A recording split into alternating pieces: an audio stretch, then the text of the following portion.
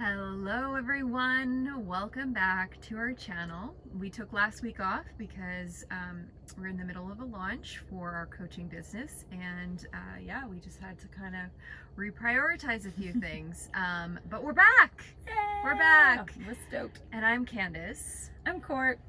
And today's video comes by special request from one of our viewers who reached out wanting some tips or just to hear our experience on long distance relationships, because we were long distance for a year and a half. Yeah. Just over that, I think. Damn. Yeah. And I've never been in a long distance relationship before, but this one has had quite a bit of experience. This is my fourth. Or was my fourth. Now we're not long distance anymore. That's true. But yeah, we have all kinds of little tips, tricks, experiences, things to share in case it helps any of you, especially if you are stuck long distance because of COVID. Yeah, so legit. Yeah, so diving right in, we're just going to share what helped us. Totally. Yeah. What helped, what would you say is one of the main tips, things that helped you through your various long-distance relationship? I feel like you have more experience to speak from. I think a common thread through all of mine, including this one, was to make sure that you're prioritizing your partner in the same way that you would as if they were in person. So, for instance, if you have decided to have like a phone call at a certain time or like a virtual date night, which we've done, and you say, okay, we're going to do that like Tuesday at 7 p.m. If you wouldn't cancel plans on someone had that been like in-person dinner plans Tuesday at 7, then you don't cancel on your partner because like something more fun comes up in person and you're like, oh, we can just talk on the phone another time. Yeah. Because it doesn't show your partner like, hey, I'm prioritizing you as my person, like in the way that you really, you know, deserve. And I just think that's really important because sometimes it's easy to like think things aren't as urgent or prioritized if you're not in the same physical space, and yeah, it just doesn't work as well in my experience. I can definitely understand that, and I feel like, especially when you're in like the new stages of your relationship, you're building that foundation, like you said, you know. And I think when you prioritize someone and they prioritize you, I mean, it makes you feel good, and it makes you feel loved and wanted, and all the things that, you know, builds the fundamental building blocks of a relationship, right? The foundation. So, and we were long distance literally from day one. That's right. Because we met living in different cities, as I'm sure many of you have, if you're in long distance. And so, yeah, when you're building that core stuff from day one, it's like, okay, I'm gonna show you all the love and attention. Well, there were definitely some times that I could be honest and say that maybe I didn't feel like I was as much of a priority, where, you know, it was like interesting in navigating that, right? And having conversation around it. And that's, you know, I guess another tip is like, if you're not feeling like maybe those needs are being met in terms of feeling like you're a priority in whatever way, you know, that makes you feel good in your relationship, is that, you know, be honest with your partner and have that conversation. It is a bit uncomfortable, but I think it's really important. Because again, if you're feeling that way, it's going to come out some way, you know, and why not just be upfront and say, look, you know, when you, I guess, you know, to bring up the example would probably be like, you know, you would go off like partying or whatever, and like, you know, maybe because we have in certain rituals and things, and so would be like I wouldn't hear from her like for the entire day, and maybe not even till like the next day. And I get like, I've definitely changed a lot, but I think I would get like worried about her. It was coming from a place of worry. It was definitely like, yeah, like just love, obviously, that I just was like genuinely concerned. Like, hey, you told me you're going to this big crazy party and I haven't heard from you in 18 hours and your phone's dead. Like, are you alive? Yeah, so those types of conversations, I mean, that's not even just like priority. I guess it's like, well, it would be making me a priority, but it also, I think, a genuine concern was like her safety, and, you know, like, maybe for her, when you're in the moment and you're just like, I'm living my life, I'm still kind of like, you know, single, but not, you know, because it does feel that way. Right. It totally, that's exactly. Yeah. Yeah, because like, I didn't feel single like romantically, Right. but I felt like untethered. Right. Because you were in a different city where it's just like, who cares what time I come home, you know, versus if you're like living together and you come home at 5 a.m. and wake your partner up or the dog barks, like, you know, it's different. And it was kind of weird again, because it was my first long distance relationship, so for me I was just like, you know, trying to communicate this but not being like overbearing in a way of like, oh, you know, like you're not checking in, but it wasn't like that, you know. It was like, I don't need you to check in, I just want to make sure that I know that you're okay, you got home safely, and those types of things. So we've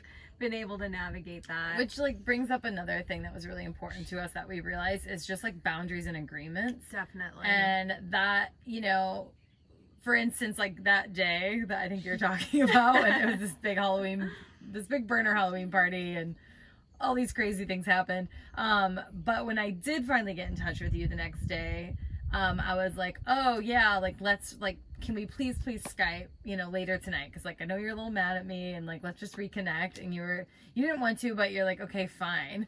But then my phone died and I was like, well, my phone's dead. I don't have a charger. I've already like missed our Skype. I might as well just like keep going. It's not a great idea. So like if you've set an agreement, if you have a boundary, you need to follow through. I mean, this is obvious, right? You would do this in any relationship. But I think sometimes when we're long distance, you feel like maybe there aren't as many like consequences, or it's not like I blew you off in person, you know? So it's just easier to like justify things sometimes. Don't be like me that day. Yeah. Not a great one. Yeah, I would always just like to, you know, switch the roles and, you know, like allow yourself to just feel into like, how do you think this might be received? And chances are, if you're like, I don't think I would like that so much, it's probably pretty obvious that that it's probably a boundary that's been crossed, or you know, an opportunity for you to address something, you know, that could be so correct. I don't think corrected is the right word, but like worked on, right? You gotta gain that clarity so that you know where each other are coming from. And so just because, you know, I have particular needs, you know, like Courtney also needs to feel like she's got that freedom to like do what she needs to do and hang out with who she wants to hang out and with. And so we've definitely have had a lot of conversations around that to kind of really gain that clarity and understanding with those boundaries. And that foundation that we developed during the long distance part of our relationship with boundaries and agreements has absolutely transferred over into like our non-long distance part with 100%. When we travel solo, when I stay out later at a festival than you do, and you're gonna get up early, and it's like, how are we gonna communicate? And like, really, like long distance actually gives us an amazing foundation for a lot of things. It's very true. So that's so I just like thought of that now. I think it's like interesting because, you know, just kind of like side note, but like, you know, we do travel solo, and I think, and I know actually that because we had that established we had an established relationship that was long distance, we know how to navigate that so much easier, whereas a lot of people will ask is like, how do you do that? And I think it's just like much easier because that's just like so like known to us, because that's how it started. So anyways, but of course I'm gonna fuck off for a couple weeks and go travel, like who wouldn't? Again, as long as we're, you know, like following through with those agreements that we have, and even with agreements like that of like, how often are you going to talk and in what capacity, you know, like I was just thinking about our, like rituals that we have. It's kind of like what you were about to say, right? So like that's something that I really loved about our long distance relationship, is that we established these certain rituals. I got really excited about like, you know, Courtney, she's a night owl, she stays up late, and I'm a morning person. So, you know, I would leave my message late at night, like 9 o'clock at night before I go to bed or whatever. I think maybe I stayed up a little later than that. Anyways. And but she was like still usually awake at that time. And then I would get up early in the morning, and she would be in bed, and I would receive a message from her from like later that like night. A voice text. So I left before bed. Yeah, so I'd wake up to her voice text. Yeah. And then I would get to leave her a message so that when she woke up, she got to listen to it. Yeah. So it was just something that was like, it was really beautiful, and it was just that consistency of like just having that. It became something, it just like to be cherished, and like, wasn't it? Like, it was really something to like, I don't know. Because you get like you would normally get excited to wake up next to your person, and you can't wake up next to them, but you can wake up to their voice because these are voice texts, and so like. I just never felt like I took it for granted. No. I always just really appreciated it. So I feel like it's something I cherish. Yeah, it's beautiful. Yeah. I loved it. And it was also, we would leave really long voice texts. Like, yeah, like you'd be like full on done your morning routine. Literally like brush your teeth, do your hair, still listening to this message. People are like, how would you guys have that much stuff to say to each other? And it's like, who doesn't? We pretty much were inseparable. Yeah. From like the time that we started like really talking. Yeah. Yeah. So yeah. Anyways, I could go on a rant about all the things. But what are some other tips? There are some other things that helped. Something I really love that we did, and I've heard other people doing this too, is doing different like fun activities over video chat or FaceTime instead of just talking. Yeah, for so we like did vision boards one night, which was super fun. I love that was so fun. So we were literally on FaceTime like cutting things out and gluing on the poster and showing each other, and there was a couple things we actually had both printed offline exactly the same but without talking, and we're like, oh my god, you're the same. So yeah, that was just so fun. And what else? We've made dinner together.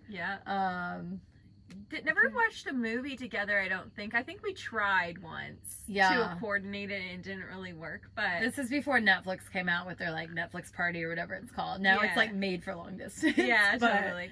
Oh, I've got a little like naughty thing. What do we do? A little naughty. I don't even know. Can we share this on? I don't know. I don't know what you're gonna say. I was gonna say the vibrator. Oh. Can we share that? Parents, this is not for you. We can share this. So I think that's a great tip. Yeah, share it. You have to explain it now. It's called Vibertees, right? Vibees. Vibees. There's a bunch of brands now, but the one we have is Vibees. Well, why don't you explain it, because it was your friend that... it was a hostel guest. Exactly, yeah. It was a hostel guest of mine. It's his company. And yeah, he had it in the hostel. He was there for like a sex toy demo show or whatever, and I was like, wait, tell me about this. And it's a Bluetooth operated vibrator, so it works like a normal vibrator, except it's controlled from your phone, but anyone in the world can control it via the app, which is super rad. So if your partner is somewhere else, they can control it. So great way to imagination connect. Great way to connect, you know what I'm saying? So shout out to Vibees for aiding our long distance relationship. So that was pretty great. Yeah, that was a fun tip. I totally forgot about that. Now we have other toys that we like better. But but that's a great way to connect. Yeah, it totally you're is. long distance and you can't have that connection. Yeah, I mean, fuck, even if you're not long distance, that's still a fun way to. Right? Yeah. Anyway, this is turning into a different video. Other tips. Let's see what else. Oh, using snail mail.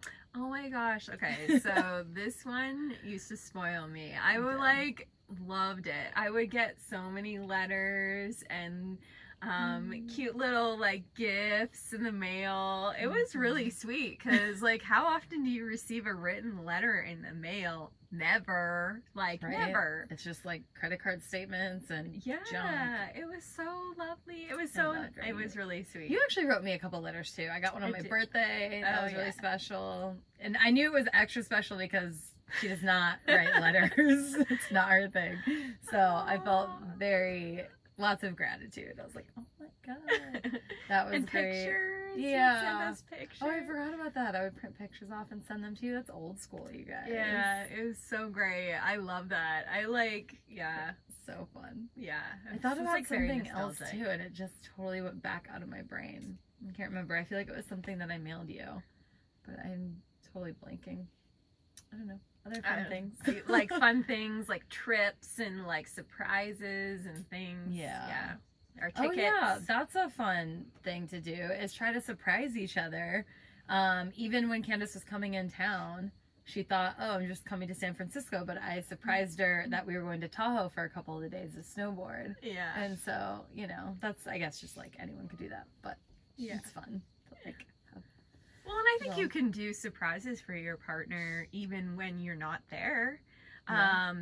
Like, or they're not with you, rather, right? Like, because you could surprise them by sending them like flowers or like fruit edibles or send me cookies or like I don't know, like send them other people would like that. I'd be like, I love that. Like, you can get strawberry chocolate covered strawberries. Take. That, why didn't you ever send me those? Shit, you knew about this, guys. Yeah, you can still buy them for me, even though we're right next to each other. This is true. I'll help you eat them. It'll be great. Or you'll help me eat them. Either way. Yeah. Let's see. What else? Any other little fun tips? Feels like so long ago. Yeah, I think we kind of like really got like the main ones for sure. I'm trying to think. Let's see. We did make a little list. Let's see. Let's see here. Oh, yeah. Okay. This is important. Well, two important things. One, if you can know the next time you're going to meet up, try to know that. It's not always possible. Oh, yeah. This is but it makes it way easier to say goodbye when you know the next time you're going to reunite. Oh, my God. I can't tell you how many times. Like, did we have one time? We had one time we didn't know. And it sucked. It was the worst. Like, I actually, like, felt like my heart was broken. It was really bad. It was hard. Like, oh my gosh, it's making me emotional right now. Aww. But like, yeah, that was hard. It's a really like a feeling of, you know, hopelessness. Yeah. That like some of you may be in this boat, so not to like, you know, knife in the wound. But we empathize. Like if you don't know totally empathize when you're meeting up again, it's like, what the hell, you know? Versus if you can get a date on the books, it just, even if you have to keep pushing that date off, I think that's like, you know, it just gives you that sense of hope, and it's just like, if you got to reschedule, no worries, but there's always just like, you know, it's something to kind of work towards, and I feel like that just really like helps. Light at the end of the tunnel. Yeah, you know, you're just like, okay, we're going somewhere. Gives you something to look forward to. And when you say goodbye and hug, you're just like, okay, 122 days, or you know, however long it's gonna be. Yeah, I don't even know how long it is, but yeah. I will have to say this, like, I'm gonna be real. I mean, I'm always real, but I'm getting real with y'all. But yeah, if you don't have a plan to like to have a future with each other in the same space, like that's a conversation you need to have. 100%. Like, I don't think I could have. I mean, obviously, I was like brand new, fresh. You know, like, I get that you don't, you know, that would be hard to navigate, but at the same time, we were pretty fresh. Yeah. And I don't think that I could have lasted. Well, I mean, it took a year until we were engaged, but either way, but I feel like, but we had conversations about where we were headed very early on. Yeah. And if you don't see a future with this person and you're doing long distance, it's going to be very challenging for you. Yeah. Yeah. I'm going to be right up front with that. You know, one of you lives in New York and one of you lives in Australia, and you're both like, I don't want to leave where I'm from or where I'm living. That's a problem. You know, it's going to be a deal breaker. If you don't want to be long distance forever, which most people don't want to be long distance forever. Right. So, yeah, it's important that even if you don't know the how, that you're like, we don't know the how, we don't know who's moving to what city, or if we're going to a third city, but like, we're willing to make it work. Somehow make it work. Yeah. Versus like, yeah, I've had friends before that were like very much rooted in their place and neither person wanted to move, and it's like that, you know. Yeah. You gotta be real with yourself, and it's like, totally. You know, how much time are you going to invest in this if you're literally long distance and you're holding on for what? And if the other person is saying, no, I don't want to move, that's like, you know, holding on for someone who says they don't want kids, hoping they'll change your mind. Like, you know, be real with yourself and be real with them. Totally. You know? You gotta love yourself enough to, like, be able to walk away from that. And them as well, you know? Yeah. So. Yeah. But if you are willing to figure it out, magical things can happen. You can move to Canada in -20 winter because that's what love does to end long distance. It was worth it. And now we're in California. So definitely worth it. So those are some of our tips and tricks and experiences and how we managed a 1.5 years of long distance. Yeah, if you have ever been in a long distance relationship and you have any tips, please feel free to put them in the comments below, because people will be reading that and we'd love to hear what you got. Exactly. For our solo travel time. Yeah. Or for the rest of the community. Yeah, so true. Yeah. Hope you guys are having an amazing week. If you like this video, be sure to give it a thumbs up. Yeah. And if you want to hang out with us more, we will be back every Thursday as usual. So hit that subscribe button and we'll see you next week. Bye.